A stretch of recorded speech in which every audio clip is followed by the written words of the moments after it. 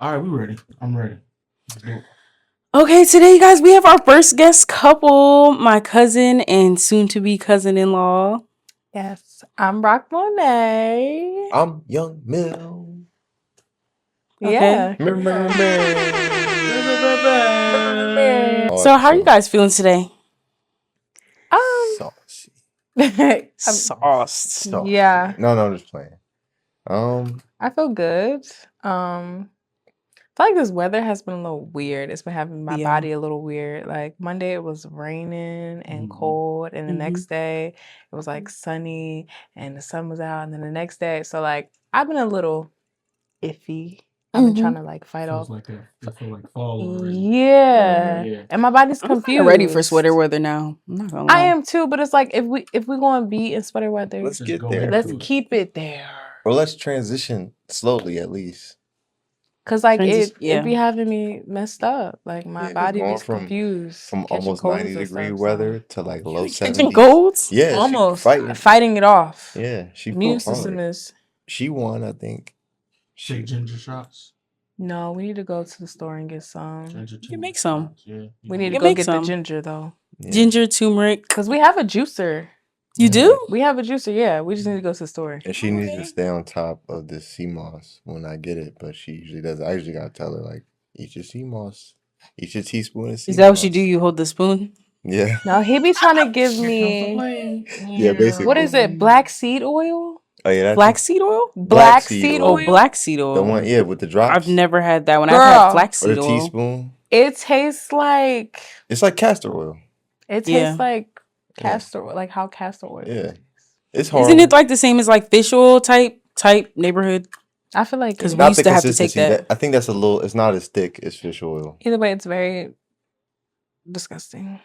It's not that bad. I got used to it when we were younger. I'm not gonna lie. Like I got used to it. I don't know why. It's like it is what it is. It's like yeah. But how was you guys' day though? Like, what's the day in the life, or not the day in the life? I'm gonna just say, how was your day? What's a regular day with or without your partner? With Rock Monet and Young Mill. Okay, you go first by yourself. with him here, well, with him there, or doesn't matter which. Your regular day. Okay, so regular day. It depends on the day. Because sometimes I work from home, and sometimes I have to travel to the office. You're lucky. Yeah, it's only one day that's hybrid though. So 1 day at home. Only 1 day. What? 1 day at home. Oh, okay. It used to be 2, but whatever. Anyway, so yeah, if I'm working from home, I'll get up. I'll try to go to the gym at like 6:45. Like that's when I get. Yeah. I'll try to get. First of all, damn.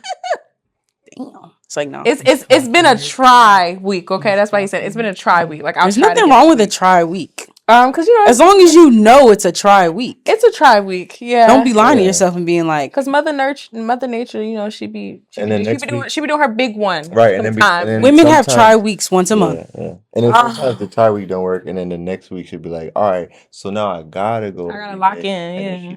No, stop it, because I do be locking in. And then it gets a little. Don't listen to him. I'm talking anyway. You said it gets contagious because you don't. You want to. Oh, this is why you're saying this because it rubs off on you. That don't got nothing to do with her. Me? No, I didn't say that. Oh, then what do you mean? I've been out. What you mean contagious? I got my own thing. I'm chilling. He be acting like I don't be in the gym getting right. No, I'm not saying you don't. Consistent. I definitely be getting up. She used to be way more consistent.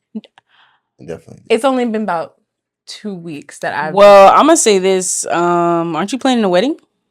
I'm doing a lot right now. Okay. Actually, I'm balancing a lot. Yes. Before that, let's be real. No, it was not. Let's be honest. No, it wasn't. But what's wrong with that? What's wrong with like it being like that? As long as you know it's gonna be like that, especially with your lifestyles. Yeah, just get used to not going as much as you want to go. No, I'm gonna. Anyway.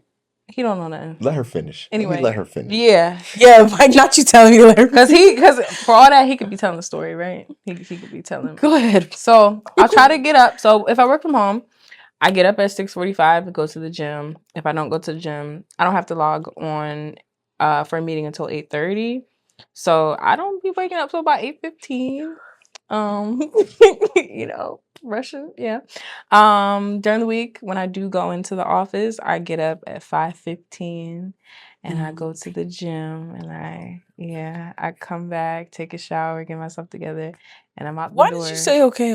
Because I thought she'd wake up at 5:15 and then goes to work. But you start your day before you start your day. Yeah, I feel like it's just harder to go to the gym after work versus like before work. Cause like when I go before, I guess I think it depends what you do in the gym though. Cause if I go, cause I'm gonna go consistently as much as I used to, but if I go, it helps me relax after. Yeah, It helps me relax. But I have to go late and then take a shower and then go to bed. And that's literally what I'll do. For me, I felt like when I was going to the gym after work, I would get back from the gym, I'd just be energetic and I won't be ready to go to bed. Like after I do a workout, like I'm a little tired, but I'm like, yo, like I feel good. Like let's do some more get stuff. your blood pumping. Yeah, let's do some other stuff. Yeah. What do you listen to at the gym? Because I think that contributes. Just Key Glock. Key Glock. Ken this the is man. why you be wanting to Ken fight. the man. You want to fight after Megan the Thee gym Stallion. and throw bows. I listen to a lot of trap music. Yeah, I don't. Yeah, I can't. I be like lifted and a slow song come on. I be like, nah. It's not even the for me. It's not the slow. It's like I listen to motivational music, but like actually, like I listen to like Champion by Kanye West, or I listen to motivational speakers sometimes, or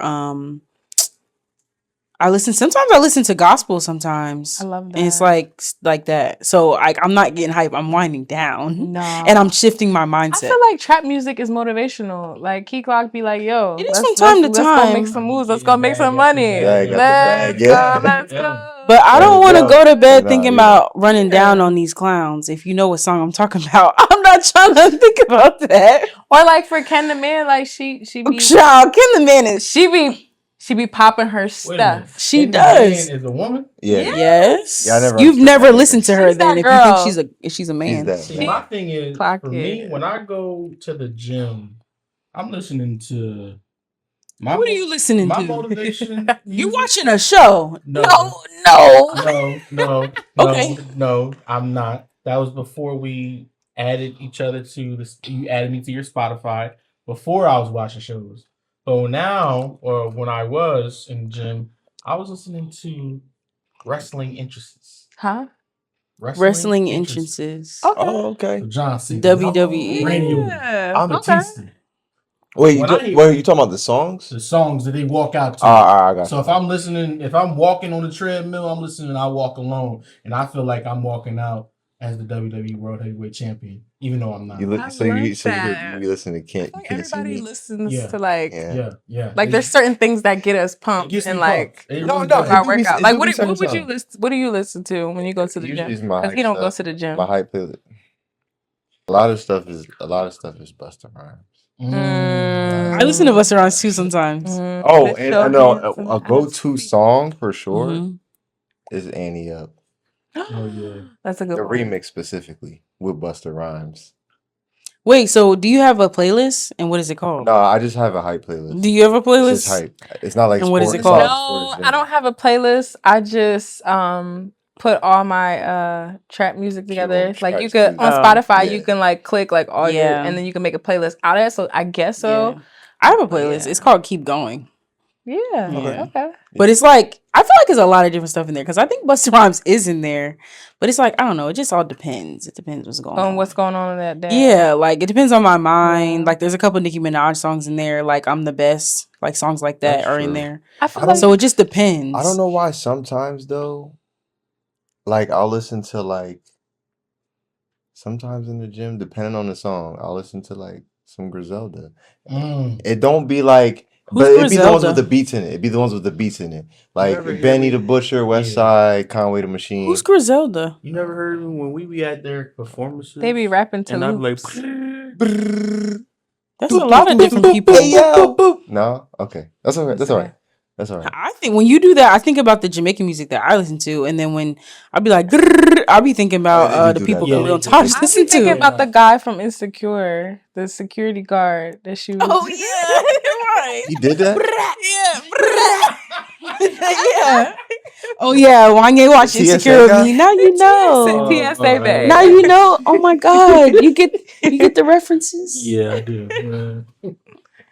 It's like no, but I feel like when I do get into the gym, though, I don't off the rip listen to trap music. Like I'll turn on some like neo soul, just like when I'm stretching, just to be like, "Girl, we here." That's what I start off. We with. about to do this. Start off with. And then once I get into, it, I'm like, "All right, let's go, let's go." So yeah. So y'all do Euro training? No. What's Euro training? No, all that extra stuff. No. I ain't never seen my life. Such I know what you're talking about. Euro training. No. Oh yeah, but to wrap up the day, I go to the gym. If I'm working from home, I go to the gym. And then I have my meeting at 8:30, and then I just work. I watch some TV while I'm working. Take my lunch break. Just regular stuff after work. I just that's very responsible. A lot of her at home work is watching TV. It's great. No, it is. I feel like working from home.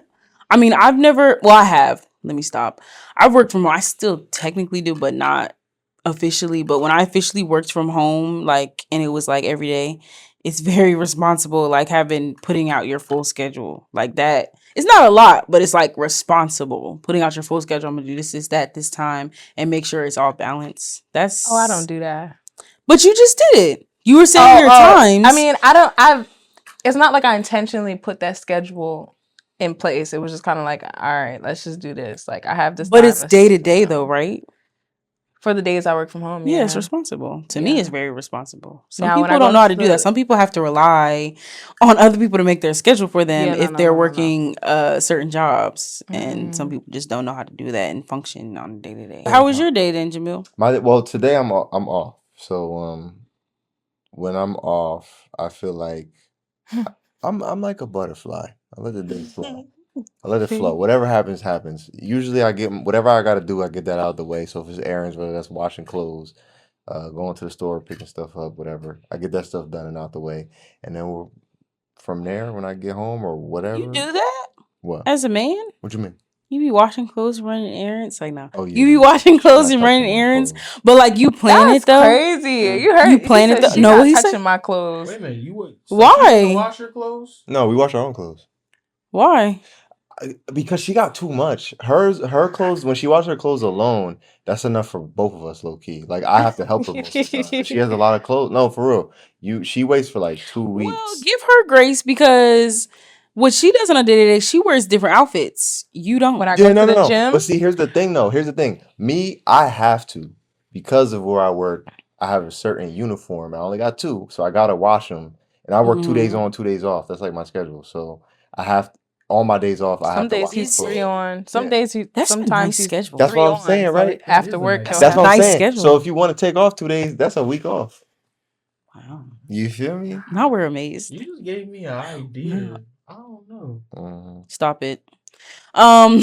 Anyway. Since we moved in together, we've been washing our clothes together. But I remember when I washed my clothes before, I had a regimen when I washed my clothes. That is. Hold on, because who washes the clothes? So you want to separate it? Clothes? Cool.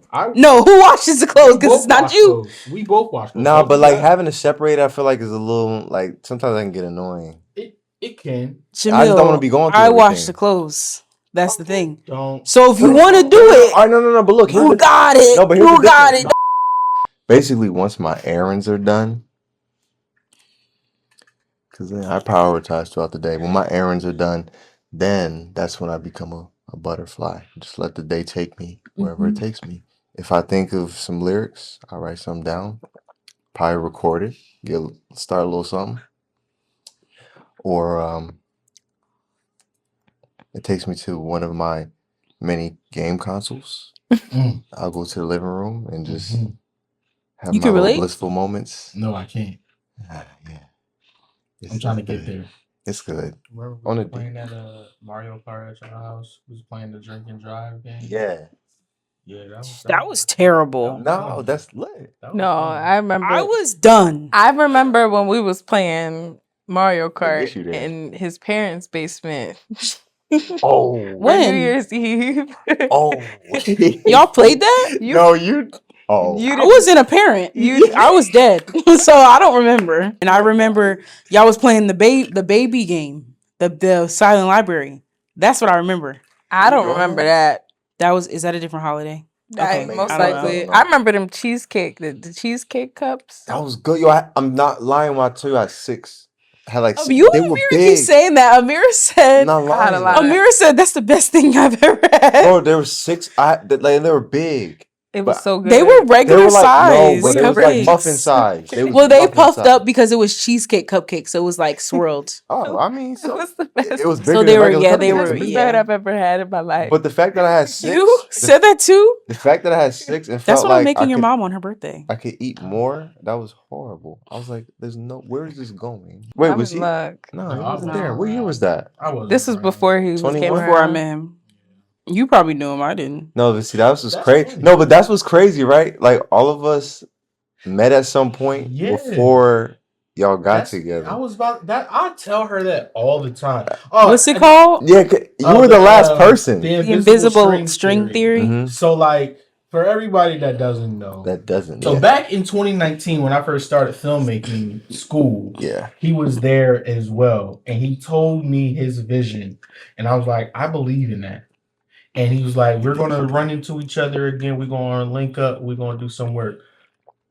2 years later, I get a random message from a girl. Which I don't and think she- he knew even. I didn't even know. I didn't even know who she was. And Yeah. she was like, hey, like, you went to school with my boyfriend, and I know that you're a photographer. I would like to work You with went to school with my cousin. That's my cousin. No, it was her No, first. no, It was her first. Oh, you're talking about from Yeah. Raquel. Oh, Raquel, she hit me up first, and I was like, oh, who is your boyfriend? She was like, Jamil. I'm like, oh my gosh, that's crazy. So then, and as y'all know, this is back when I was first starting out. So then I met Raquel. We did the photo shoot, and the photo shoot went crazy. But then after that, like a few months later, I get a DM from Aaliyah. She saw hers, right? She saw hers. Uh-huh. And then she reached out to me, and then we were just talking about creativity, and she was like, okay, well, let's work out. Let's work something out.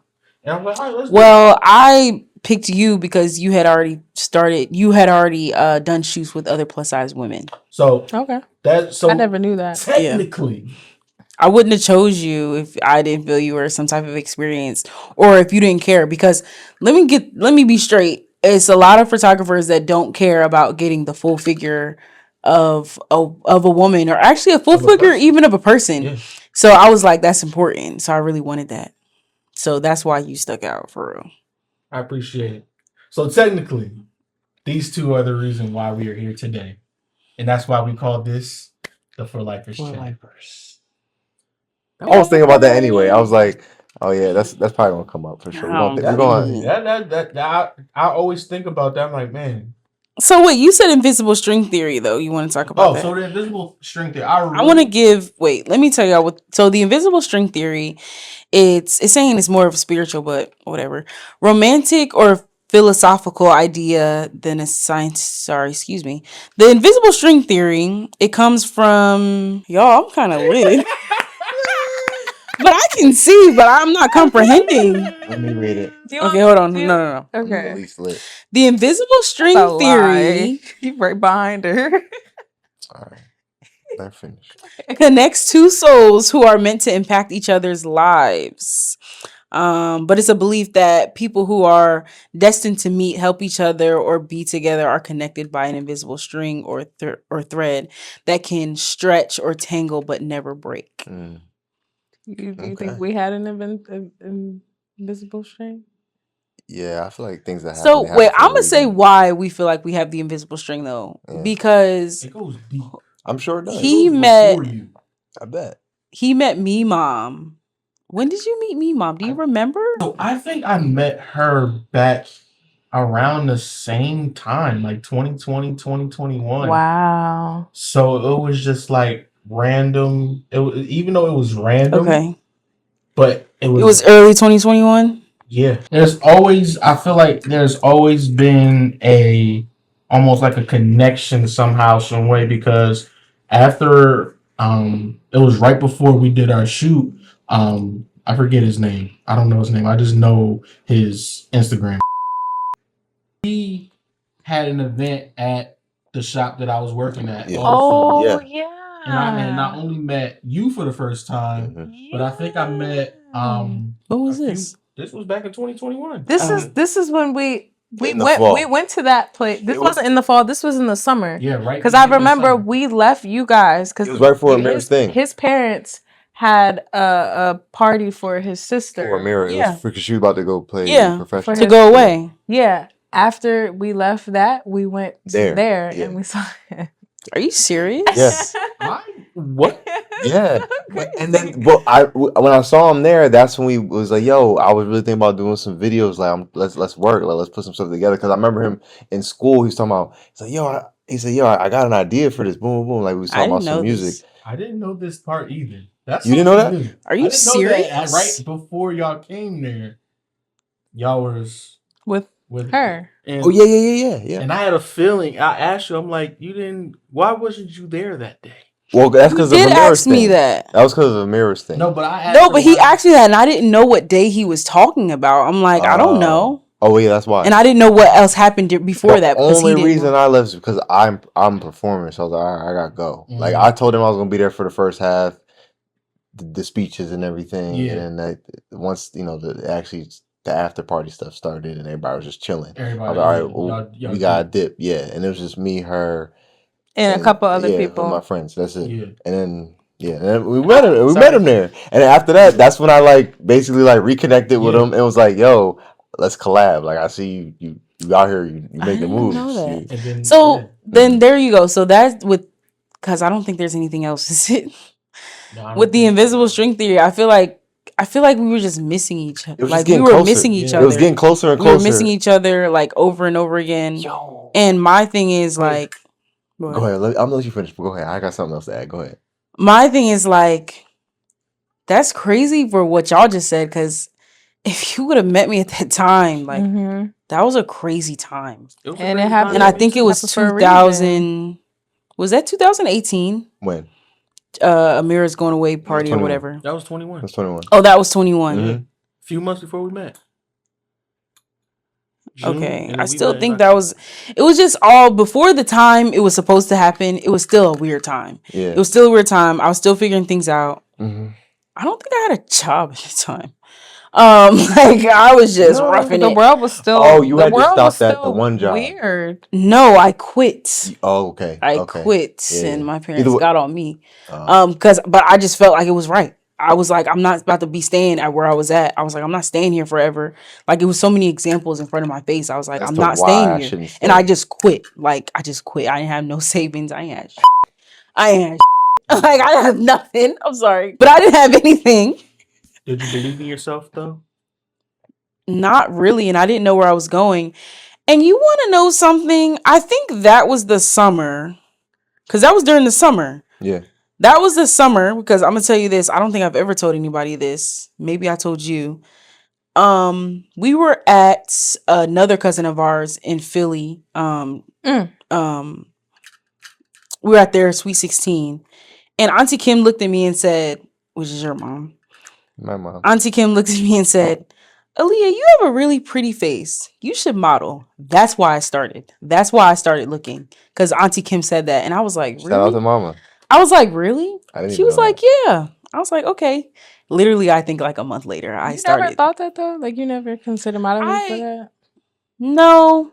Because it just, there's not really examples of me. So, I mean, there is, but it's not really mainstream. It's definitely mainstream way more now.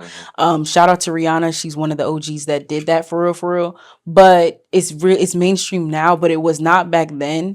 And that's another reason why when I saw you did, I think you did like 2 plus size people at that time before you met me.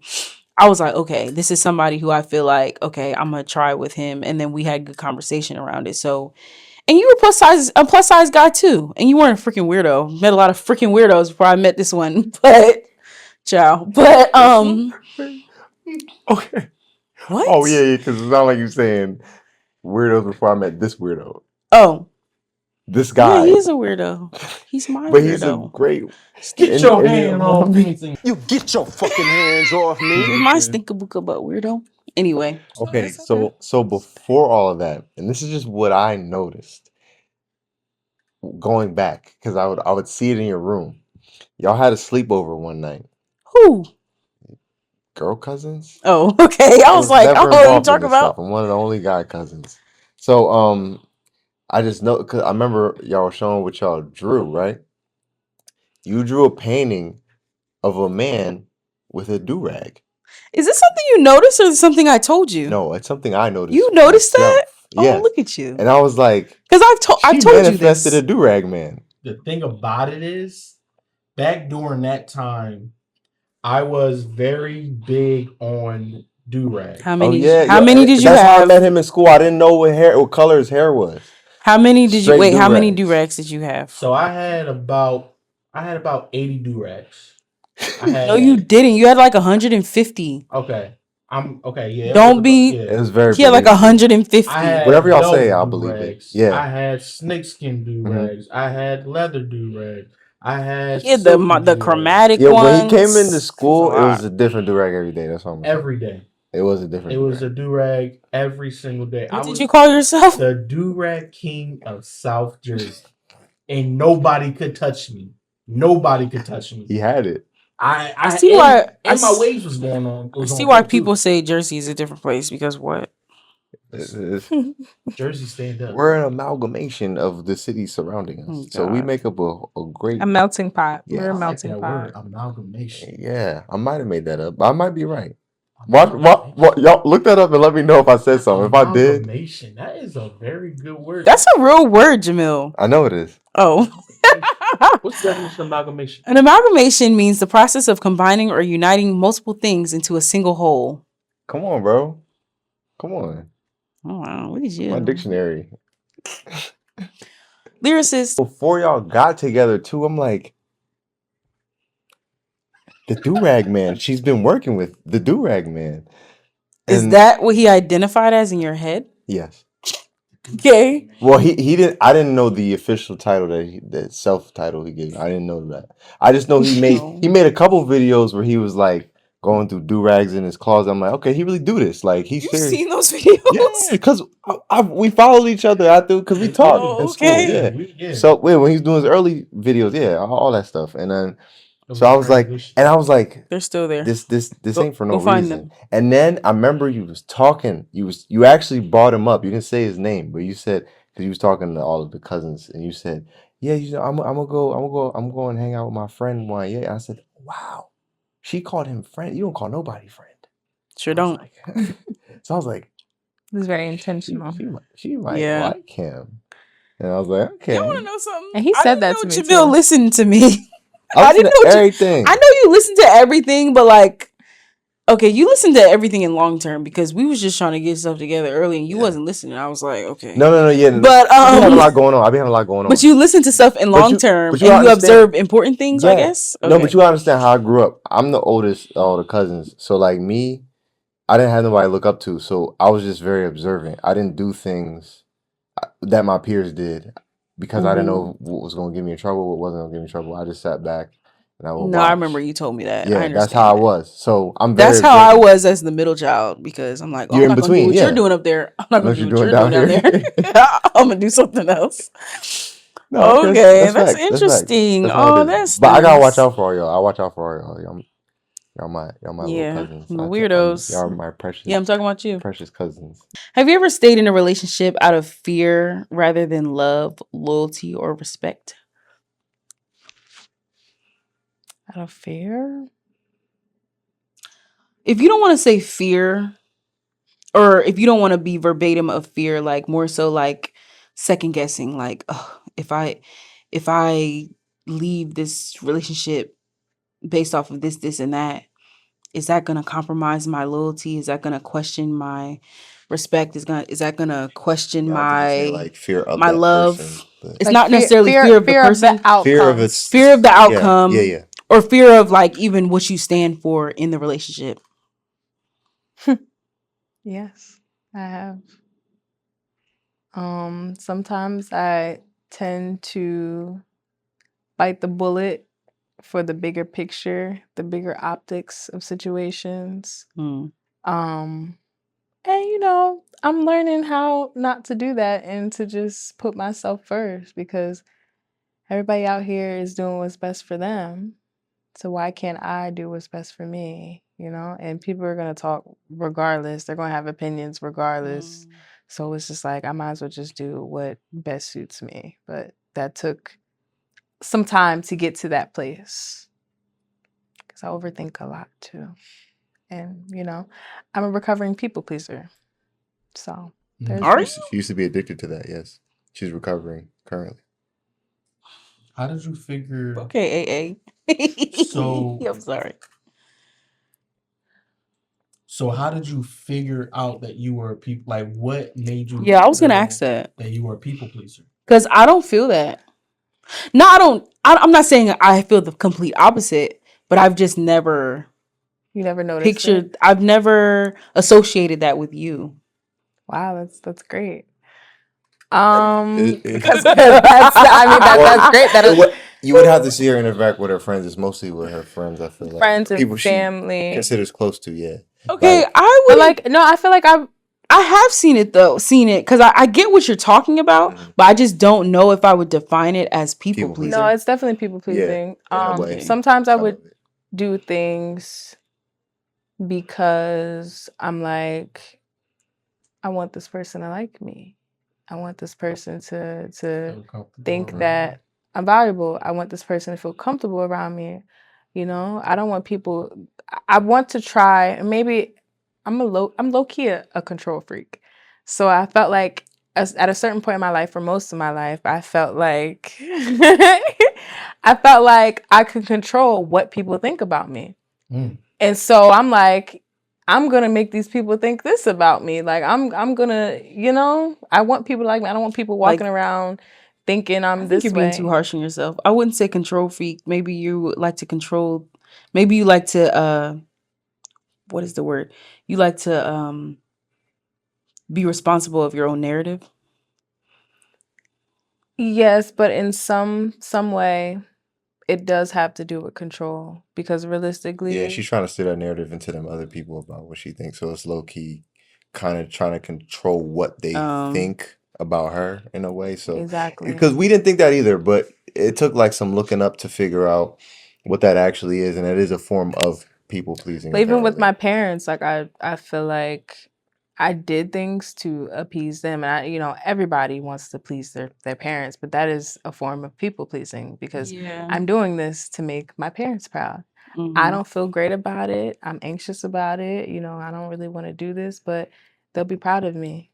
So, yeah, I'm a recovering people pleaser from, friendships, even relationships, because I felt like sometimes I would do things just to like please him. Like when I would come around, originally when I came around like years ago, but I got introduced to everybody, his friends, his family. I'm like, oh, they have to like me. So I'm going to try my hardest for these people to like me, because if they like me, that means he'll like me. People pleasing. I would be doing things that I probably wouldn't do now, but I'm like, I'm doing this because, I want to be in his world and I want these people to like me. Yeah. And just coming around, I didn't even realize that's what she was doing, but I would never say that that's a requirement or something you have to do. If anything, if I had known that earlier, I'd be like, oh, you just gotta really be yourself. If people don't like you, it is what it is. If they do, they do. But I'm pretty sure people are gonna like you for you being truly who you are. It's not like you know what I'm saying? If you know you're a good-hearted person, what's the issue?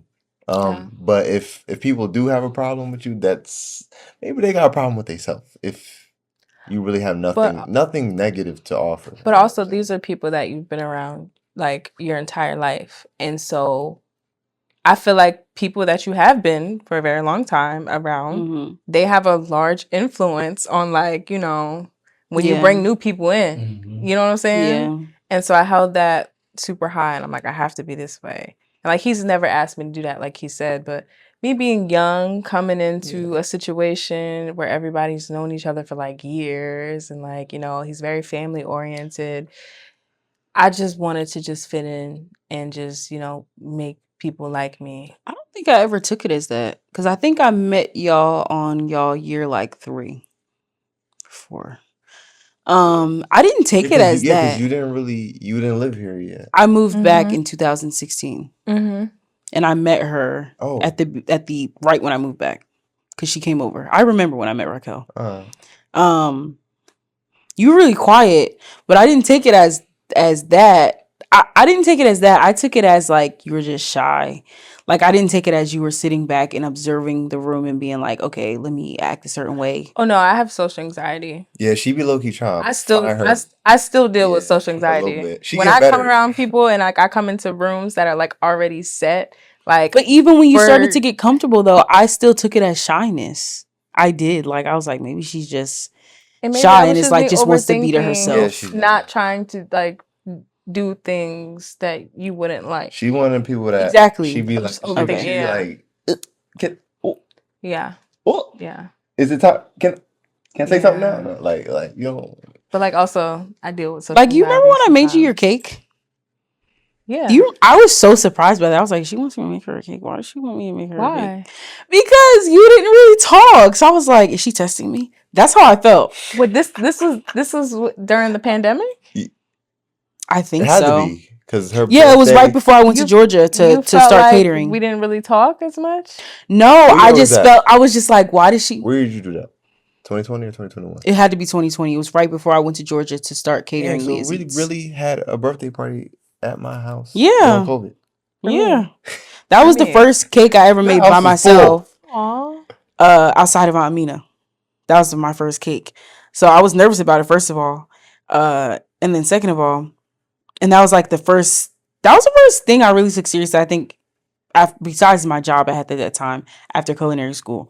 But like I think that put the battery in my back to go down to Georgia and cater.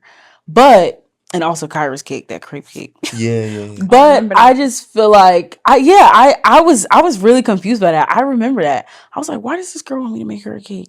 Like I thought this was a test. Maybe that was Leo in me, but I was like, this is a test. You didn't feel like we were like close at that time? That wasn't the point. It was my ego. It wasn't the point of. Okay, spoiler. I told her to tell you to make the cake. I already know that. No, I'm just playing. I'm just playing. Joking. But no, that ran through my head too. I was like, what is this? Is this a test? So let me know if you agree with this, Jamil. I mean, I don't think y'all are gonna agree with it, but hey, because y'all are the Tauruses. Disclaimer: I'm about to talk about the Tauruses. If you're offended, so I just feel like, so you know how the common, like thing with Taurus is gluttony, right? Yeah, it is gluttony. Love like, but usually people talk about. Why are you confused? Food? Gluttony with food. A Goos's gloop from Willy Wonka? No, let me land the plane. Yeah, that's what she's saying. So gluttony doesn't always have to only fall into food. It doesn't.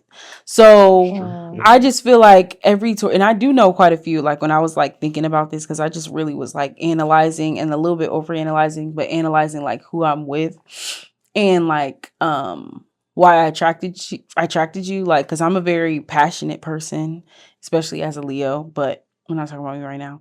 But I just feel like y'all show gluttony towards things that are y'all most passionate about.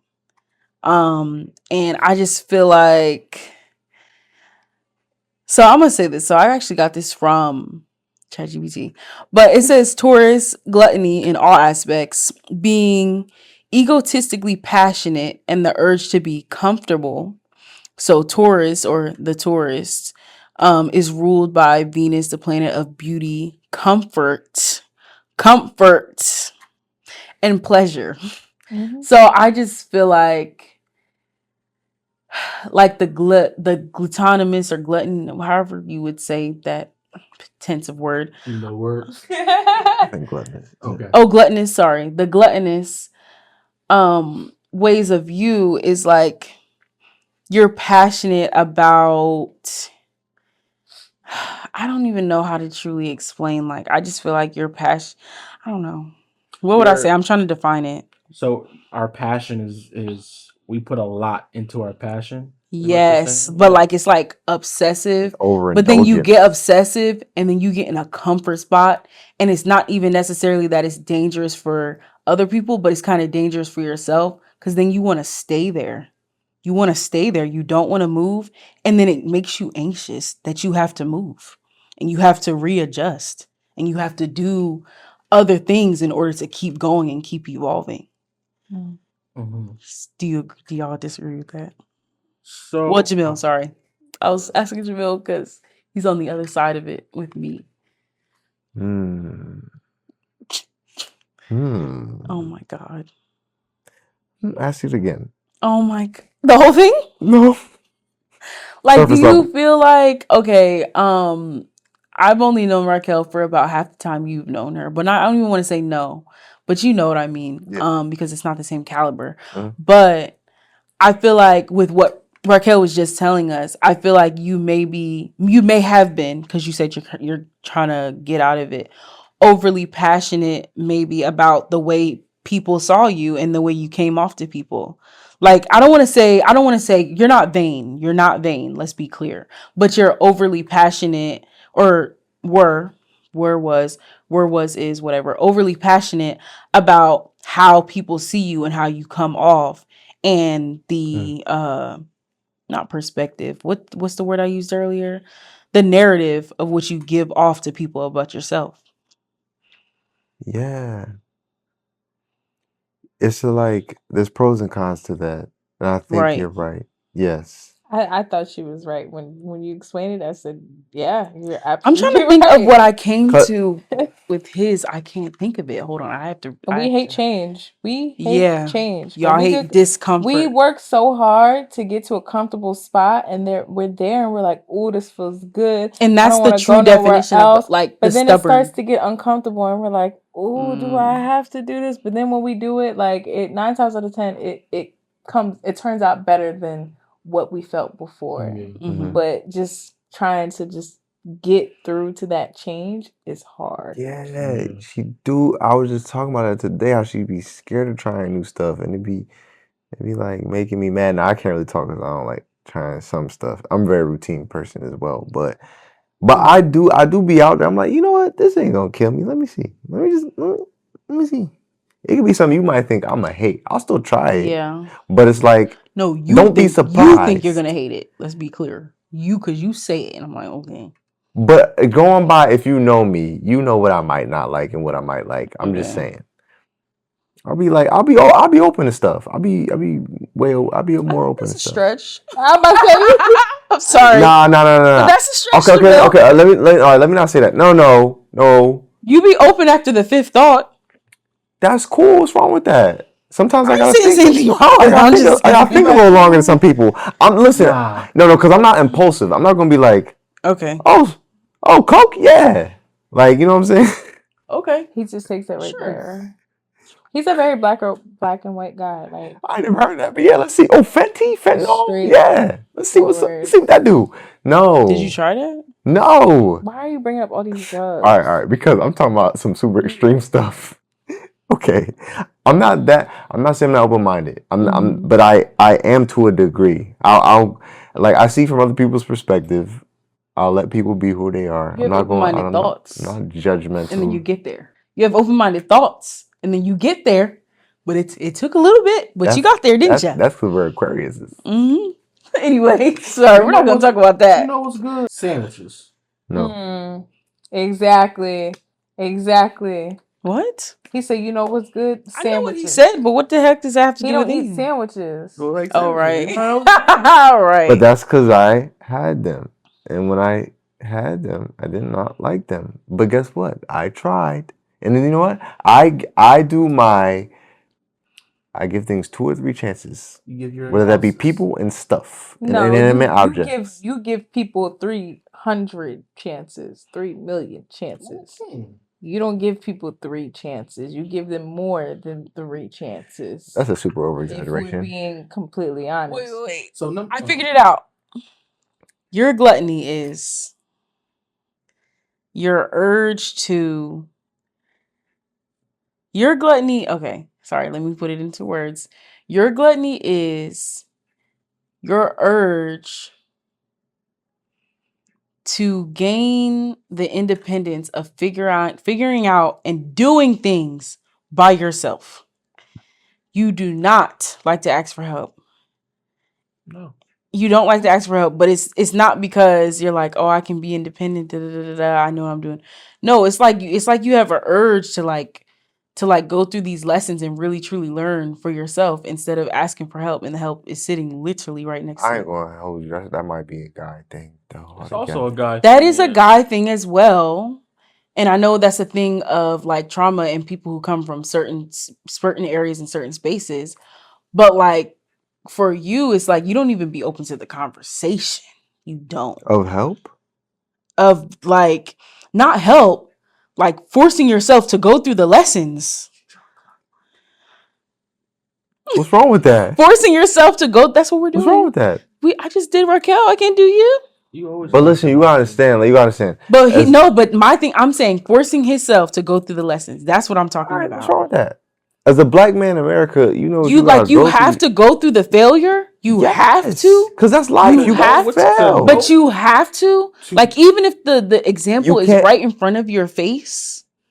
The example of what? The example of whatever it is. I'm not gonna out you, but the example of whatever it is. You mean what are you saying? Like the right way? That's subjective. Not the right way, but the example of you're like, okay, I don't want to do it because some things are black and white when it comes to building and growing outside in I'm gonna say a monetary and physical aspect. Sometimes there is a right and a wrong way, especially if the example is right in front of you. Like you have an obsession of going through the lesson yourself and then be like, all right, I went through that lesson, I got through it. Whoa, because it's not even it's a we at this moment. So it's like I feel like you're obsessed with having that passionate feeling of like, okay, like I was at the edge, I went through it, I got the lesson. All right, now it's time to do it right. Like that's what you do. When it comes to wanting to go through a lesson, it's because we want to go through the lesson so we know how it doesn't work out and how it does work out. But if you went through me, if you were on the journey with me of going through that lesson and it was literally the same goal because we're in the relationship together, why do you feel like you need to go through that lesson as well? Why can't you just take the example? I look at it as if I go through a lesson, we go through a lesson. Most of the time, you were talking about like Jamil said, a black man coming up in the world, in America. Just in general, coming of age, a man coming of age. The biggest thing that a man wants to do is figure out life and make things happen for himself, but mostly his family and his future family and his people after him. If he figures things out, if he says, okay, I invested $100 and I lost that $100 because I invested it this way. I learned my lesson. I'm going to invest it a different way. So now when his son comes to him and says, Dad, how do I invest the money? Okay, son, this is how you invest it because this is how I did it and it didn't work out. But why are you obsessed with being the lesson? Like, why are you obsessed with being the lesson? Like, because if you're a dad, obviously I'm the mom. So it's like, why can't the response or the future response be like, okay, ask your mom. Like, what's wrong with that? Why does it have to be you? When it comes to a man and raising another man, I am the blueprint. You're helping write the blueprint because you're a part of the blueprint, but I am the blueprint. There's things as a man, a woman can't show raising a man. Financially, we can't. So it's about finances, but that's what I'm talking about what you're talking about. You said $100. So financially we can't. So you can. And I'm not going to take away from women because I was raised by my mom and she showed me how to make, if I need to make money tomorrow, she told me how to go out and go hustle because that's how she learned. And that's just what era she comes from. Mm-hmm. But then there's another way that a father is going to teach his son. And prime example, my mom taught me how to hustle. Mm-hmm. your dad is teaching Khalil and Taj how to make generational wealth. Okay. Because he learned his lessons from what he learned. A man is going to teach a man how to make it to the next level. A woman is going to teach a man how to make it to the next level, but it's going to be in a nurturing way. If she doesn't have that edge, like if she was raised, it all depends on the background to me. Because it does depend on the background. So if my background is, because that's what it is, of my father teaching me financials and things like that, like, why do you have to, I'm not even gonna keep asking the question, but like, why does it have to be the example of another man? Like, why?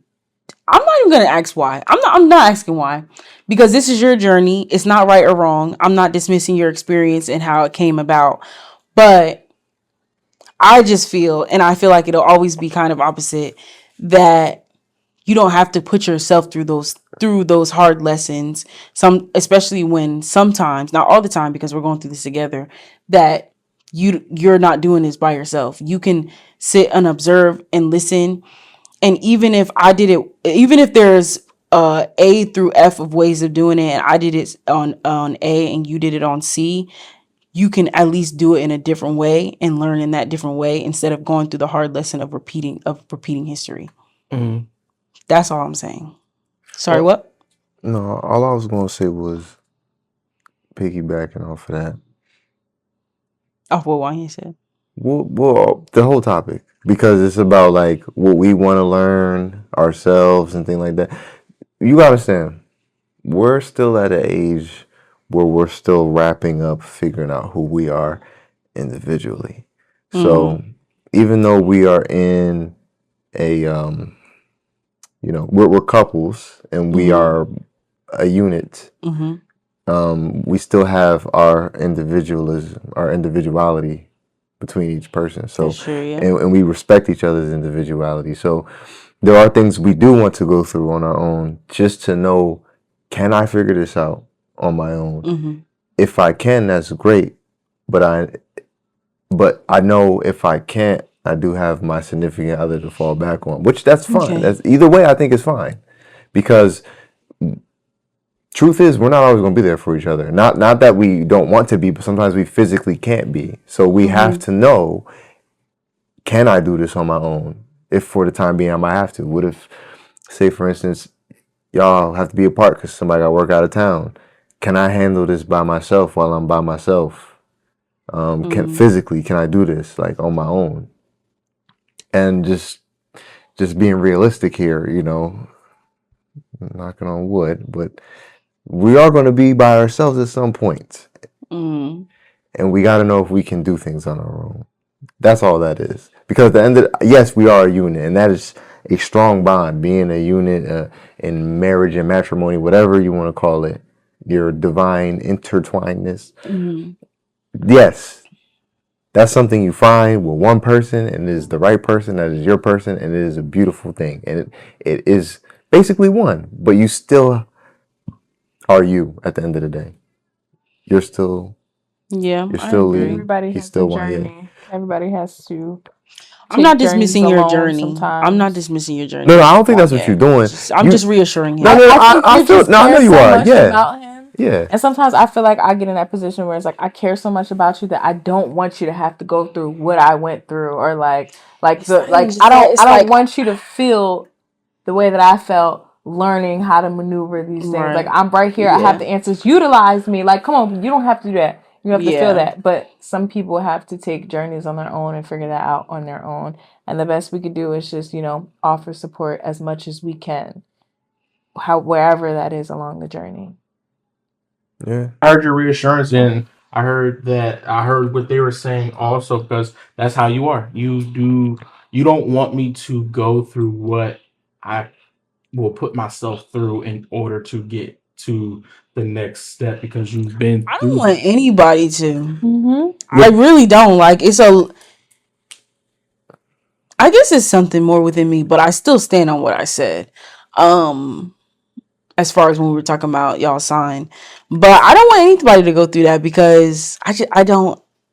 It bothers me. I think it's because of how I feel what my purpose is, but that bothers me. I'm like, you don't have to do that. You did that because you felt like you needed to, and if you feel like you need to, okay, whatever. Yeah. I just wanted to go back to where you said how women will teach. They can only teach how to hustle in a nurturing way unless it's their background. I don't agree with I that. don't agree with that because you just said unless their background is different. So therefore that further proves that women can show how to hustle in those non-nurturing ways. Right. It all depends on background and not gender. Right. Okay. Yeah. I will go back on that. Maybe I said it in the wrong way. Because for example, my mom, she comes from a different background. She comes from an era where our parents came from an era where you had to really be yourself and stand up for yourself no matter what. Even if you had an older brother or older sister, they don't care about your older brother, they don't care about your older sister. They want to know what you got going on. So with my mom, she was the youngest of all her siblings and her cousins, but she was the biggest in the room because she wasn't the bully, but she didn't like bullies, and she would bully bullies just because of that. So when she had me, that's when it was time for her to show me, because I didn't have my dad showing me those things. So she had to be mom and dad. And there's times where when you have mom and dad, mom doesn't have to do that. Mom doesn't have to show that side. Yeah. My mom, she had to show the masculine side and the feminine side. So there was times where she was nurturing, but then there were some times where she was like, "What you crying for? Like, it ain't nothing to cry about." Like she real passion and aggression to show me that this is what you got to do in order to be in rooms and be a man amongst men. Since somebody else ain't there to show you, I'm gonna show you. So when I don't say it in a way where it's like women can't do it, but when women are put in a position where they don't have to be aggressive, like Aaliyah and you don't have to be aggressive, because me and Jamil make sure that you don't have to be put into that predicament of you have to be aggressive with anybody. Now, if you choose to be aggressive, that's because it's by choice. But there's sometimes when you give us our room to be feminine. Yeah. But there's sometimes where women, they can't be feminine. They have to be aggressive because they don't have somebody to protect them, like our like how we are protecting. I get what you meant though. You were just trying to say that it's the opportunity.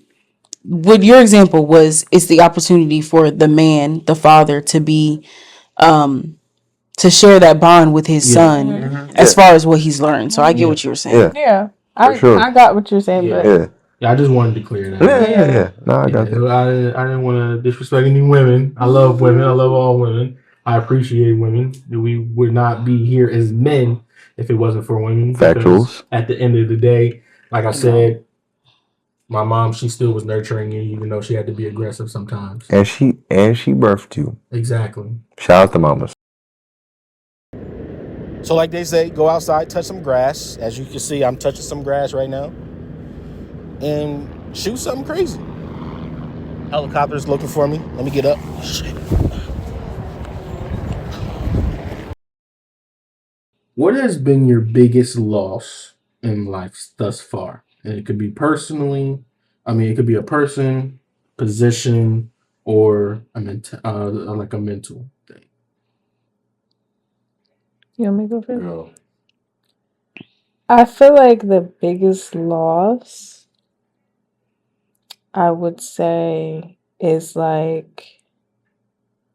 growing up, I've always wanted to be like a singer, always wanted to really indulge and be a dancer. And I just love anything that had to do with entertainment, like acting, dancing, singing, whatever. Mm-hmm.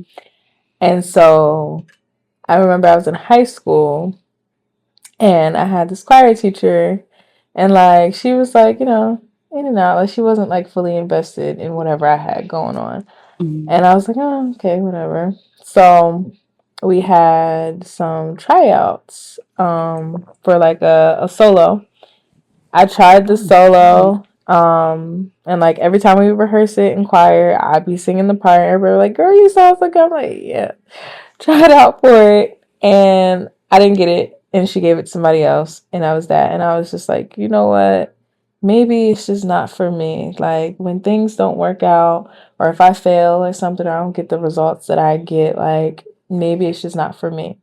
So I stopped singing, I stopped doing all that stuff, and I was like, well, I'm pretty good at basketball, so let me just continue with basketball and see where that takes me. And I feel like that's the biggest loss because like I've stopped so much, like I've stopped growth in that area and the things that I love to do for so long just because of one no. And if I can go back and tell my younger self, like, look, you're going to get a bunch of no's just because you didn't get the outcome that you expected doesn't mean that that's a failure. It doesn't mean that you're not good at something. That just means that that's not for you at that moment, or it just wasn't for you at all. So that's where that comes from. Yeah. And I feel like interesting. I feel like it also, like, not just that situation, but I feel like a lot of the times I sell myself short.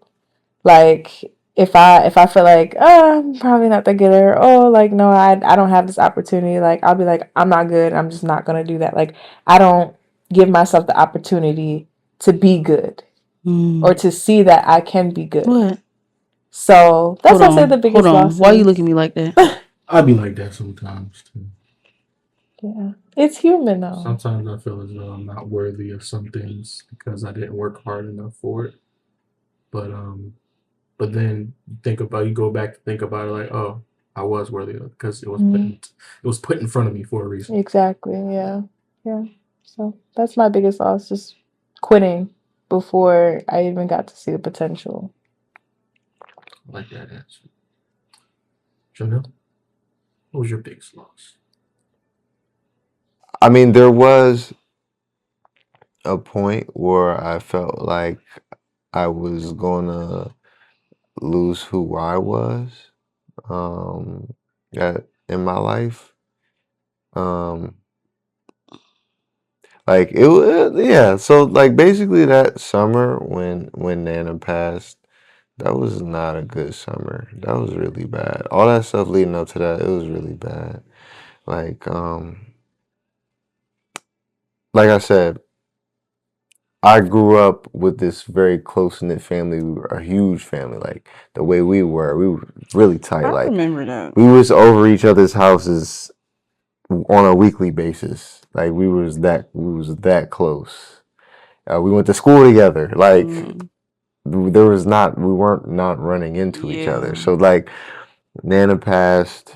That was hard because the first real loss I had, like in a family, where it's like somebody who in my bloodline, like, and I felt like I didn't really get to spend enough time with her to really get to know her that much. She only lived in Jersey for like a couple years when we were kids. Like we were really young. It was a while because they bought 46, so it was a while. But then we didn't know them, right? Like that, so yeah, and then he moved.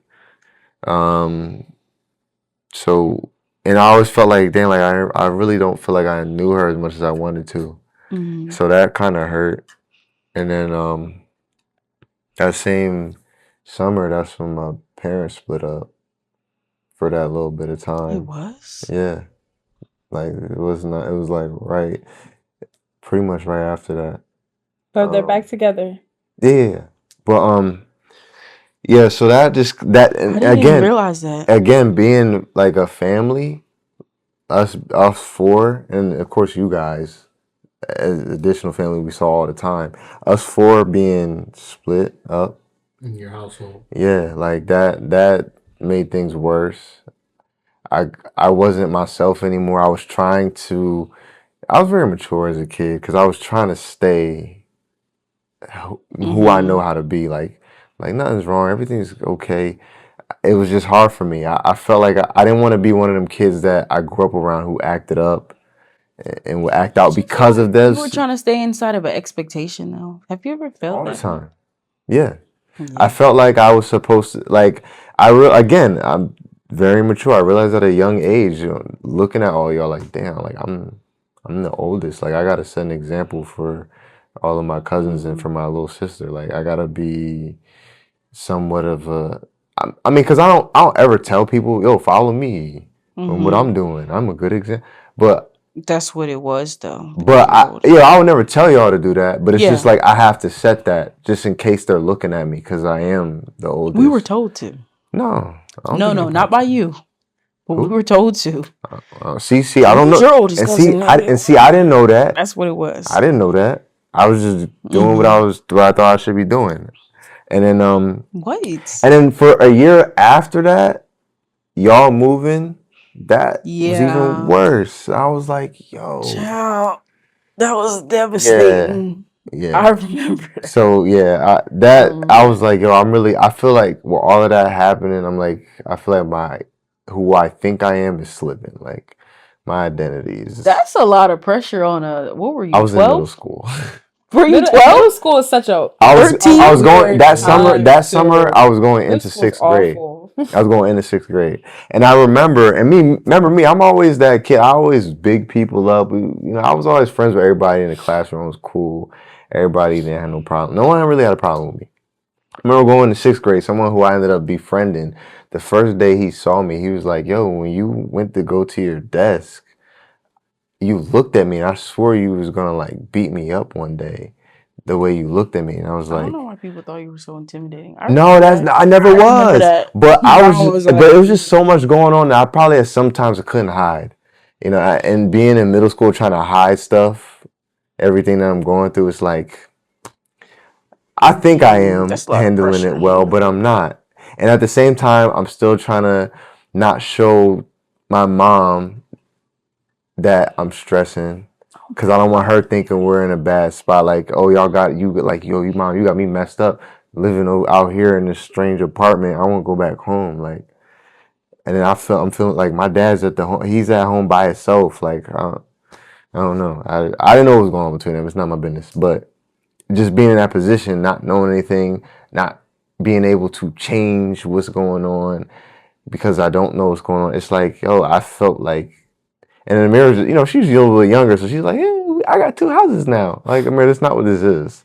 But I can't tell her that. It's my little sister. Definitely, that would have been more pressure if she was taking it like how you. Yeah. No, that's great. I'm glad somebody carry those emotions. Yeah, I'm glad somebody was making some kind of light out of it. I don't really know if she knew the extent of what was going on. I know I didn't either, but I had an idea because again, a lot of kids we went to school with was in the same kind of predicament. I just didn't want to be like them because a lot of them acted out. A lot of them was in and out of suspension, and I thought because of that I was gonna be like that now, and I didn't want to be that. I understood what the importance of having a full family was, and I felt like that reflected on how me and my sister turned out, like. So I was like, damn, become. So you didn't want to be so you didn't want to be a product of your environment. Never. You didn't want to be. So I want to say it a different way. Mm-hmm. You didn't want to be a result of your environment. Yes. A product is meaning like this. That's why I came up. This is the final thing that's going to be how you are. That's going to define me. The result is just like, all right, I'm not home with my dad. I'm far away from. It was basically the fear of the unknown. I don't know how it was going to affect me. So it's all new. Yeah, everything was new. It was scary. If y'all had to describe your relationship as a movie or TV show, what would it be? This is hard. Because we have like a... We don't have like that little cliche. No, you know what? A lot of people was kind of just putting us into that love and basketball thing. They really was. Like we was being forced that hand. It's like, oh, y'all like love and basketball. I was like, not really. Y'all only saying that because y'all played basketball. And we 2 black kids that played basketball growing up. Knew the real meaning of love and basketball. It wasn't that. It wasn't. Yeah, nah. Not at all. Yeah. Because this man is choosing me every time, okay? He's choosing me every time. How has your definition of love changed since you first started dating? that was for y'all. Actually, I think I addressed this in our last one. Mm-hmm. So before we were talking about actually the definition of love, and basically, I'm not going to quote the entire thing from before, but basically it was just like, for me, because I resonated with it, was you not having to change yourself at all for the person that's right in front of you, that's loving you, but more so them just taking in everything that you have to offer and making it like normal and okay. So I don't know if my definition of love has changed. I think it's enhanced. I think it's been added to, because my original definition of love, I think it was formed from my parents. Because I've always been in a situation of unconditional love, and that's a blessing to be in that situation, constantly. But I don't think it's changed. I think it's just enhanced for me. It's more so just added, like, okay, people can sit and accept you for everything that you have, and everything that you have to offer, everything that you have to say. And even if they don't agree with it, they're still going to be right there with you. But for Wanye, even though if he doesn't agree with it, he's going to try to come around to it. He tries to come around to whatever it is I'm feeling, or whatever it is that's going on. He just tries to come around to it. And he's like, well, okay, that's okay. And then he'll like take it into his own perspective. And then he forms his perspective sometimes around mine, which sometimes irks me a little bit, but I'm like, okay, I appreciate that. So that's what it is how for you me. know he cares. I'm gonna be honest with you. I really didn't have a true definition of love until being in this relationship. I thought love was just like being able to say nah. I thought love was just like this way of just expression. I didn't know it was an actual feeling. Mm-hmm. And I felt as though that when I love somebody, that means that I am doing whatever it takes to be with them. But then I learned that I was loving somebody just by the idea of loving them. So meaning that, like, I said I love this person, but I just love the idea of being in a relationship with them and just saying, yeah, this is my girlfriend. But I didn't see a future with them. Like, I thought I saw a future with them, but it wasn't really a future. It's just an idea, and it just sounded good. And so let's see where it goes. Fell in love with the potential. Yeah. But like with Aaliyah, when I first met her, it was like a different kind. When you first met me? You loved me when you first met me? No, can you let me explain? Oh, Let me talk, sorry. please. You just broke my train of thought because I was on a roll. So when I first animated everything. When I first met Aaliyah, it was a different feeling because when I not got with her, but when I first met her, I said, you know what? Let me go into this new relationship, not as like couple or girlfriend, boyfriend, because we were just friends, with an open mind. Okay. And before I was very closed-minded. There's sometimes where I still am closed-minded. But when I finally figured out that this was somebody that I liked, that's when I said, okay, I'm starting to gain the feeling as well as gain love. I don't think I started loving Aaliyah until we had our first big argument and we talked about why that big argument happened. That's when you started loving. That's important. Just about, yeah. That was a major argument. It was, and when I started to learn who she was through her family or through you and her other family members, I started to see parts of myself in her, and I wanted to make sure that she felt love in those parts where she lacked, because I knew how it felt when I was younger, or even now, or in the past few years.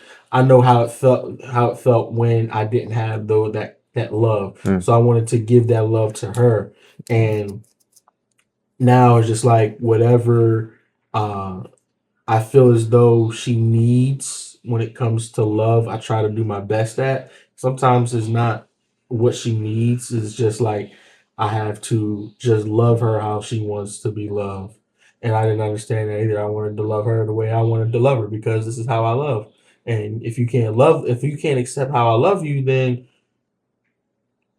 do you love me? That's the question. So then once I figured out, or once we had the conversation of, okay, this is how I want to be loved, Wanya. If you can't love me that way, then that's going to be a problem down the line if you just can decide to continue, or if you want to continue in this relationship. So that's when I remember that it conversation. changed even more. So day by day, I still learn how to love her because it's a learning curve to love somebody because there's good days, there's bad days. But you know that you do because you took the time and you're taking the time currently to adjust to loving her the way she wants really to be. does it. You really do too. And I be getting confused. I'm like, why do you do that? I be looking around and I ask him, I'm like, why did you just do that? He's like, because you told me to. I'm like, I did tell you to. I forgot. That's a great question. Answer. Who said I love you first, and what is the story behind it? Did I say I love you first, or you said I love you first? I said first that I will always have love for you. I remember that. But That's the same thing? Oh, yeah, she hard. She's trying to keep it player. She was. We weren't together yet. She was trying to keep it player when we first met. Or As when I we am a first got in player. I'm a relation. gangster. As she should. Rock and roll Who should gangsta. be? Exactly. You ain't Pete. I'm just joking. I told you I put your own 6. I'm telling you. I said that, but I think you told me I love you first. But I don't have a story behind it. Yeah, I don't have a story behind it. I don't have a story behind it. It was like a overtime thing. He was like, you know what? And I think when he said it, I think I wasn't surprised. Okay. So it wasn't something I'm like, oh my God, this is the moment. You know, like I gotta say, I really only picked the question because of how ours went. I had the idea of the way I thought about love is how you thought about love. Like the potential, like, oh my gosh, I like you so much and I can see us going this way. Like, I love you. Yeah. But also because of the situation I was in before that, love got sprung onto me very quickly. And I was like, oh, so this is how it is supposed to go. And so. Well, I remember I said, I have love for you. And I don't know what was going on, but it was through a text message. And I think you were having some type of doubts or something was happening. Something major. And I was like, well, I do have love for you and I always have love for you. And I think you asked me back, you said you love me? And I was like, no, I said I have love for you. Because you got to be honest, though. Because I couldn't say I love you. Because I wouldn't have had a reason. So I couldn't say it. But I did have love for you. Like, I did care about you a lot. Yeah. And I didn't want anything to happen to you. And I always wanted you to have a good day. So I knew I had love for you. And I feel like that's important to be honest about that. You shouldn't say that if you don't feel it. Because it's like, now you're confusing. Now you're only confusing the person that you told that. You're confusing yourself. Because you might not even know what it is. Now, y'all dating at this age, maybe you've had experiences before you might have known or got an idea what it is. Outside of like family members. I did, but I'd never been in love before Wanye. Right. Okay. Yeah. It was just like kind of like trial stages. Like, let me see where this goes. And it never got far enough to be a love thing. Yeah. I see what you're saying. Okay. What's a habit that you've both picked up being together recently? Being together. A habit? What's a habit you've both picked up living together? It's hard to know this habit sometimes. Like separately or like together? Like together. Jamil said he'd be bouncing off of you. So together. Because sometimes we be in a moment with stuff like that. Don't even. I guess that's what it is though. Like since we moved in, we've been like more in tune with each other, and we can bounce off each other, and we'll be sitting there thinking the same thing, and it's like, oh, like. I guess that's a habit. Is it though, or is it just something that just happened? No, I think that's like It's not a habit. Intuition thing. All right, I guess we don't got an answer for that. Watching TV. We don't have an answer for that one. Okay. Yeah. How do you keep things fresh and exciting after being together for so long? I mean, I feel like for us, our relationship is a little bit different because than the normal, like, oh, we've been together for a long time at this age. We were kids basically when we first started dating. So because we've went through all these different phases, it kind of still felt fresh, because it's like we're learning a new person. If you think about it through these journeys, through these different stages of life, growing up together. Yeah, so that's why So everything was always new. when we talk about how long we've been together, it doesn't feel that way. Like I feel like we've been together realistically for like what, a couple years. Yeah, but when you think about it, Yeah. thinking back, it's like, Yeah. dang, we've been through mad stages. Yeah. But there's no like, not technique, but there's nothing that you're like, all right, I'm gonna make sure we do this just to keep momentum. I would say definitely ensuring quality time, like always. In different ways, in as much different ways as we can. Like, I want to get to a point where it's like we go, like, probably like a nice little restaurant a couple times a month, just so we could not, we could decompress outside of the outside house. of the home, different atmosphere. Mm-hmm. I would also say like doing different things with each other, like making music, watching TV, like. So, well, how about, is there one thing that, sorry, I know this was your question, but is there one thing that you feel like maybe y'all have done or do over and over that keeps you excited and it like brings you back to a certain point in y'all relationship and you're like, yes, we're doing this again? Because I know what it is for us. So I'm like, do other people have that? I'm talking about Playing Spider-Man. Boy, bye. I feel like watching our TV shows. Like, yeah, that's basically all we specific did. shows. Like when we didn't live together and we she came did. over to my house Yeah. or my parents' house.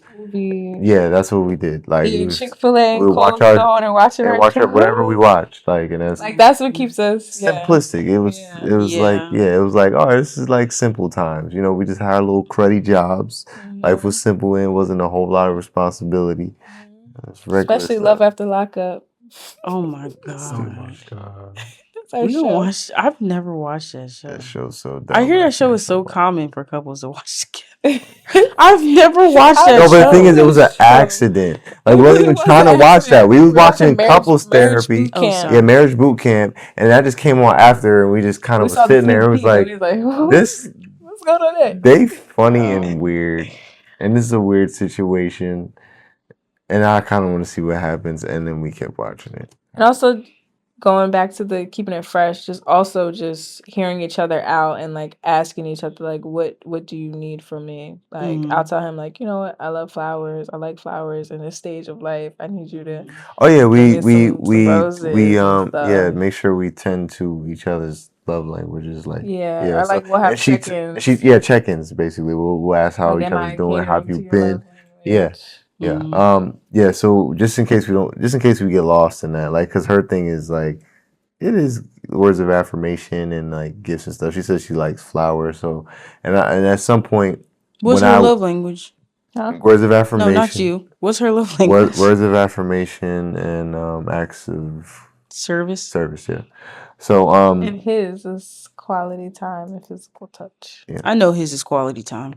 Yeah, I like quality. We all know that. At some point I was slipping. Things got a little busy for me. I was more focused on the career and making sure I'm bringing home the bacon. He thought that was just it. No, that's but all he had to do. I'm not saying that that's all I had to do, because I know what you like. It's just I kind of lost focus on some of what you. But you feel like because you had more money that you could buy things for me and do things for me, and that would satisfy me, but like you were doing it but you weren't 100% present. Understandably, and I take that as a full responsibility, me knowing that I strayed away from that, and it is on me, but I I lost focus because I was trying to focus on other things that I felt I needed to have as a priority when really I can't mix what you need with the what priority. you feel like you Yeah. need at that moment. Yeah, because I feel like still what you want should definitely be a priority. So it's just that I was super focused on something else and making sure that was in line, that we was good, and trying to just get there. That some other things slipped in, but that's why we talk. That's why we communicate. I didn't take it hard. Like, yo, you haven't been doing it. I'm like, oh shoot, I really haven't. And I think that's important with relationships. Is like communication and understanding are two things that really go hand in hand. Like when you communicate, communication is all, whether y'all do or not. If you do communicate, it's gonna happen.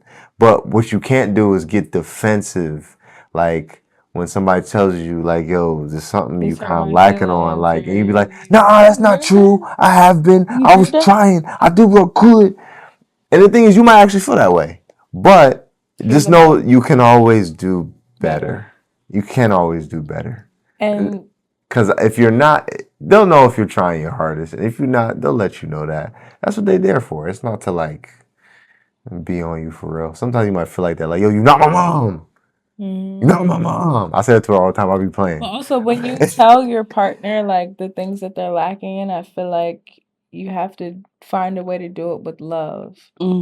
Because I feel like sometimes we get caught up in our own emotions and our feelings, and it could come off as like, you're not doing anything right, and you're But and like you need to find a way to do it with love. And it's important for and creating a safe space. Yes, and it's important for each of for y'all y'all to maneuver. Yeah. It's important for each of y'all to make sure y'all get that out, so y'all both know, like, yo, this is what I need. This is what you need. All right, I got you. You got me. Boom. It's a mutual thing, sort of. You learn that over time. A lot of this stuff takes time. That's the thing with people. They're so impatient in relationships, and that's why I'm glad to see you guys the way you've been so far. I feel like you guys have been like pretty steady and focused on each other and making sure y'all and building. Yeah, y'all like it started out where it started. Yeah, but that's gonna happen. You cannot avoid that. That's just what it is. But that's the problem with a lot of people. They don't like putting in work, so they give up so easy. Relationships don't last long. Nowadays, 2 years is a long relationship. To me, that sounds crazy. OMG. We were just talking about that. I don't know who else. Yes, I do. But I was just talking to somebody about that. And the whole Janae and Kenny situation. They were like, oh my God, a year is so long. No, it's not. I was like, no, it's not. But okay. That's sure. a baby. I'm like, a year. I said a year was right on time for you to get out of what she was in. But yeah. And just another thing I would say, just respecting each other's individuality, and respecting the fact that you guys are different. And that's okay that you guys are different. You guys have different journeys, different paths that you guys are going down. And it's important to respect that and support it the best way that you can. And have a balance of like, and that's the reason why we've lasted so long throughout all these different phases and all these different years, is because we allowed each other the space and the room to grow individually, but still was like, I'm here. Yeah, for you. I accept you for who you are in this phase, and I'm gonna support you who you are in this phase, and we're gonna get through this. Yeah, like for instance, I love roller coasters. She's afraid. Do I like that? No, I would love to go on roller coasters with her because this is my person. But I respect that she's a scaredy cat, and I won't ask her to do much. I'll try to, but you know what? I'm not going to pressure her into doing it. And I will ask anyone else but her to go somewhere with me, like Six Flags or Dorney Park. And know that if she does go, she'll just be holding our stuff. I just feel like sometimes people, when they get into relationships, they think like, oh, like we're together and like we have to do everything together and we have to have everything in common. Yeah. That's just not realistic. That's not realistic. And you're not. A lot of things you might have in common, but realistically, some things you just not. People have complimented me in saying that me and Wanye have a lot in common. First of all, you're not here, but okay. But they be like, "Oh, you guys have so much in common. That's why you guys are working." I was like, "Really? Okay." I mean, no, actually, a lot of people that do that, a lot of them be bumping heads. Yeah. When you met the right person when they're like the yin to your yang. Yes. Like, they balance you out. So like we say that a lot. Like in short, I balance you out. Definitely, we both balance each other out. You're the firecracker that needed a little bit of water on you. And I am the calm, still waters that needed a little bit of oil and fire. So in case anybody had to You get needed to bring the oil and fire out. That's what you needed. Yes. You had it in you already. She brought it out. He needs to bring it out when it's meant and to she be had brought out. the peace I guess inside of her, even though to me I think that's an exaggeration, but I guess she had more peace inside of her than I guess she exuded, and you brought it out, and I guess you made it okay. You made the safe space. He allowed me to be okay with a delicate flower. with myself. That's what she is. And to feel seen and heard. Shut up. He always says that. He always my delicate. What do you say? Go ahead, say it. Say it. Your delicate flower. And what else? And my little sweet potato. Aww. You embarrassed? No, I'm not embarrassed. Scared now. She blushing. Don't get scared now. That ain't the He blush. just comes in the room sometimes at the end of the night. How are you, my little sweet potato? I'm like, I'm fine. My Mrs. Sweet Potato. I'm fine. The other day she was like, "You call me sweet potato because I got an orange blanket." Cause she just. Oh yeah, because we have the orange blanket in there. Like, no, you're just my sweet potato. Aww, my little so sweet sweet. potato. That's so cute. What's one challenge you overcame that made your relationship stronger? It's a challenge. Oh, sorry. No, I'm just thinking because I obviously saw that question, but You didn't expect it. You were trying to ask us I that? don't know if I have the answer for it yet. So it's okay if you don't. I'll say it like this, and you can disagree. It's a challenge that is an ongoing challenge. I am not very good at communication. I don't communicate as much as I should because there's times where I just put the thought into my head and say, all right, let me get it done. And What did I say earlier, y'all? Go ahead, babe. Sorry. I don't get it done. And if I don't get it done or I don't communicate with her that what I'm doing, it may become not a conflict, but it may become, she may get concerned because she doesn't know. She doesn't like snowball effect. She doesn't like not being in the unknown. Oh yeah. And a lot of women don't like being in the unknown because at the end of the day, their goal is to be comfortable with their man and trust their man to do whatever needs to be done and be nosy and not be nosy. What but are you talking about? They always want to be reassured when it comes to what their man is doing. And sometimes I just don't. Do you agree with that? Well, yeah, because it builds trust. I feel like women, I think at the the end of the statement day, is they want to know that man is providing and putting us in the best position for us to be our best, comfortable, soft self. And then I feel like they also want to be working with them. And that's like, it's not like a off to the side thing. Exactly. All right. No, I just wanted to know if somebody understood. So it's the communication with me. Sometimes I just don't communicate the things that I'm doing in order to continue this relationship or have to contribute to the continuation of this relationship. And it's not even, I know you're going to contribute, but it's like you have to allow me to contribute too. Not monetarily, but you have to allow me to contribute in the ways that I best know how to contribute as a woman. And I feel like you not communicating doesn't allow me to do that. Do you feel like he writes you off before you even get the chance to really? Exactly. Oh, and then it makes me feel unseen or unheard. Underestimated. Mm-hmm. Okay. Underestimated. That's a good word. I haven't used that. That's a good word. Underestimated. Yeah. And I tell her this all the time. My intention isn't to make her feel unheard. Any of those things. Yeah. But it goes back to what we were talking about earlier about a man wanting to go through those lessons. And that's not good sometimes. It can be toxic for us, but it's kind of instilled in us a little bit, but sometimes we just overdose with it.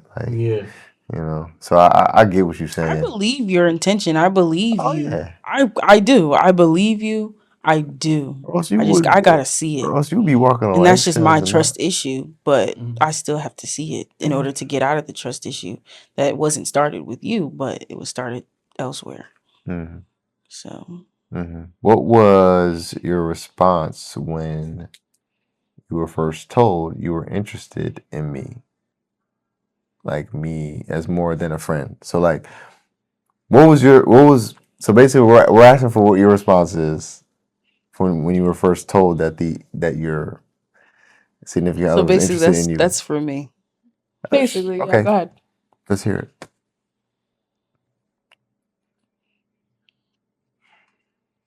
He doesn't like when I talk about this. Because it's true. Just Keep it cute. keep it cute. You don't even talk like that. Not you quoting your Taurus sister. Um, okay. When Wanye told me, don't shame me for my response because it's relevant, especially now. When Wanye first told me he liked me, he was interested in me. I think it was right after our Valentine's Day shoot, right? Yeah. Y'all, that Valentine's Day shoot in 2021, 2022. I think I remember that. I remember that one. We first of all, I wasn't only talking to you at the time. We weren't talking. I'm sorry. I was talking to other people at the time. We weren't talking. Yeah, we weren't talking. I was talking to other people at the time, but they're not really. It's a non-factor. But it was just like interesting because you knew that. But we spent the night together at the hotel. Nothing happened. We just spent the night together at the hotel. We knew we were gonna get done late and all that, whatever.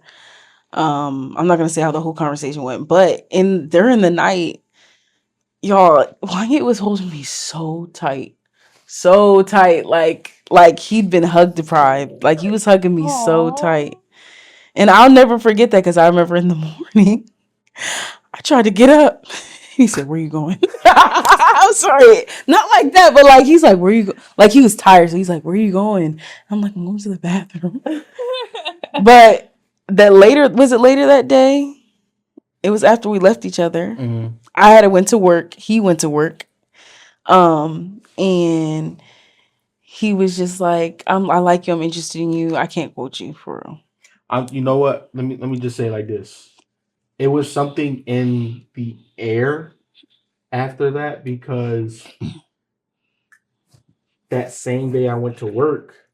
Oh, and mind you, she said I had been hug deprived. I had not felt a connection. Now I was messing around prior to me doing that shoot, but like this was I had felt that connection I didn't have for like a year. So I was just like, I really enjoy this energy. I'm having a good time. And I asked her, I'm like, is it cool if we cuddle? Is it cool? She was like, yeah. I'm like, all right, cool. I put the pillow where it needed to be and we good. But later that next day after the shoot, I was at work and I saw my ex. One last test. It was the last test. And I knew right then and there, I'm like, yeah, this Aaliyah is who I want to be with because that was the easy test. Only I'm not gonna say it like that, like this, but like God is gonna be there for those best moments in your life. But you know who else is gonna be there for the best moments of your life? The devil. The devil. So he gonna test you however way he want to test you. He gonna see that you had a good feeling and a good moment, but he's gonna use that and put that in his memory bank so he can say, "Oh, I was there for every single time that you were happy, and here's the time now. What you want to do? You know this is easy here. You know you don't got to put no effort in here." No effort at all. All you gotta do is just send a text message. That's it. But with her, you didn't. I didn't know that it was going to be a lot of effort to put in. This is what I said. I said you can feel however way you want to feel, but it was. I'm going to tell you how I feel because if I don't, I won't feel good about myself. Right. And I told her, I was like, I like you. She was like, okay, what do you want? Okay, what do you want me to do with that? I said, you don't got to do nothing with it. I just know that I like you. And then because my thing is that's all he said. So it was like, what am I supposed to do with that? Like, especially with everything we've talked about, and I have things to do. I have places to go. I have goals. What am I supposed to do with you liking me? Like, okay, what's your goal? What are you trying to do? Like, this was 4 months later. She's telling me before that you ain't seen nothing. No. Not even with the cuddling? I'm not lying. I didn't see anything. He was cute. I did think he was cute, but it wasn't nothing to think about. Besides that, okay, so you saying beyond that, you didn't really know? Physical ain't nothing to me. Okay. So I don't even care about no cuddle. I just felt like you needed my help. When you were cuddling me, I felt like you needed me. I was like I felt like you needed me. I really did.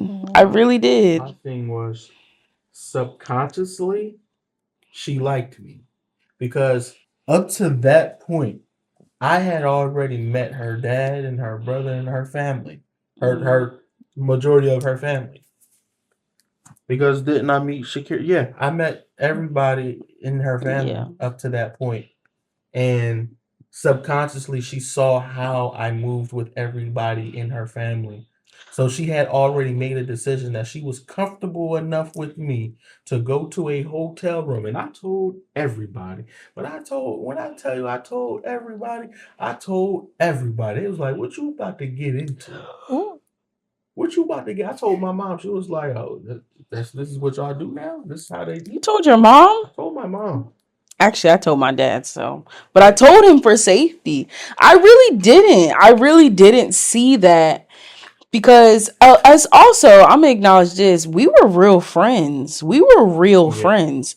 And it's stuff he brings up to me now. And I'm like, I told you that back then. He's like, yeah. I'm like, oh. But that's because we were real friends. And we were sharing everything with each other. Like, and I think that's another thing why communication gets to me in this relationship. Because it's like, we've been talking like in this caliber since the beginning. So that's why it bothers me. But yeah, we were real friends, and I think that's also something I didn't want to mess up because, okay, obviously, about a week later, I gave in, and we went on our first date on February 21st, and we had the shoot on like February 13th or 12th, something like that. So, but and they shut down the place that we had our first date. We saw the other day. Yeah, anyway, so but yeah, so I did give in and I was like, maybe I should take this as a sign. But no, like it was a real friendship. I cherished it so much. I was so like grateful for it and I just wanted to keep going like how we were, and it was still new. It was only 4 months, but it was 4 months. Not only 4 months, but it was 4 months. Like that was a while, but then it was also not that long, but it was long enough, you know what I mean? But so that's why I didn't have that feeling back at first. I actually didn't have the feeling back for real until we went on the date. We went on the date and we kissed and my wig slipped back. It was what? It was because that was a long kiss, first of all. No, because before the date, she was talking hot about what? Fire. She was like, "You not ready. You not. He showed. Obviously, like, he did, but he showed a whole different side when we got on the date, and it was just like I was like, okay. And then I told her, "Lit that fire." And I quote, I said, "In the end, I'm gonna win."